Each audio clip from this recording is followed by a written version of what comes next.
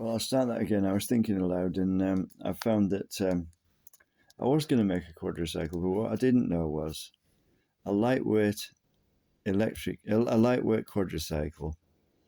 I don't need a license for it. I don't need anything, because if you're born before, I think it's a certain date in 1988, you don't need anything for it. It doesn't need tax, test, insurance.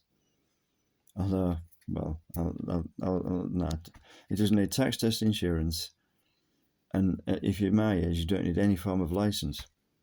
As long as it's, and the specifications for a quadracycle are, it has to be less than, what was it, 4 kilowatts or 5.5 horsepower, less than 350 kilograms. But if it's an electric one, it doesn't take into account the battery weight.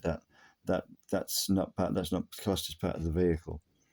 So I could put a 5.5 horsepower petrol engine into it. It has to be in the back, the engine, the power that drives it. And other than that, I don't think there are any specifications. Oh, it can't do more than 45 kilometers an hour. I mean, I was wondering about how much I could take off my car until if I could actually get the chassis down to 350 kilograms. They're about 950 a whole car.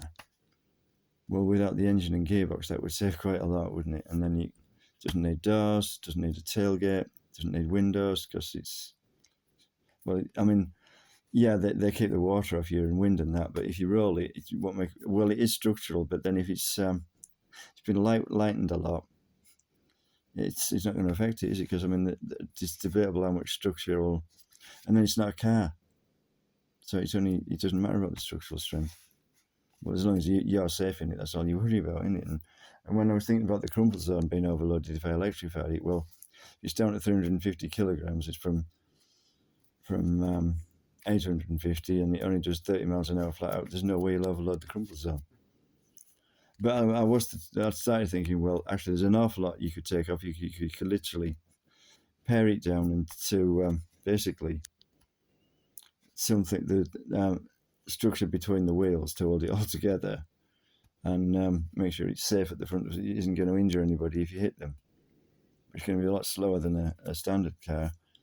And as it's a quadracycle, it might have to have that, because I know when they introduced the law of making the front ends safer, Rolls Royces had to have the Spirit of Ecstasy. That's the little like angel thing on the front of the car, to make them spring loaded, so that if they knocked somebody over, it would retract into the bonnet, into the radiator, so it didn't actually, because actually if it was rigidly mounted, it could, and you hit your stomach on it, it could literally kill you, couldn't it? It could tear you open. But yeah, I mean, but then that's a car and not a quadracycle. It doesn't say anything about safe front. That's pedestrian safety. There's not that, but well, you'd want it anyway, wouldn't you? But yeah, I mean, when I think about this, all sorts I could literally cut off the car, but that really, it's a lot of work, and basically all I have to have is 4 wheels and good tyres, and well, there again, it's not a car. It doesn't have to have an MOT, so as long as the tyres are rubber and there's tread on, well, don't even have to have tread on. They're a bike tyre, and that's all a quadracycle is. So, well, and down to that weight, those tyres would last. They're not far off the legal limit, but there's no legal limit for a quadracycle. But there's plenty of miles left in them, then, isn't there? And less power, so they're going to shred the tyres a lot less, and steering and braking, it's going to use a lot less.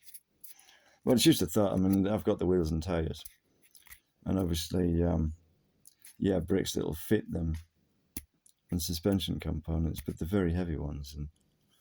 And well, there are actually some cars, well, quadracycles, that they are actually electric cars, and some of them are 8 horsepower, but I don't know how they got around it. Possibly the heavier and stuff, and some of them are talked about doing 60 miles an hour, but I don't know how they've got around the regulations with them.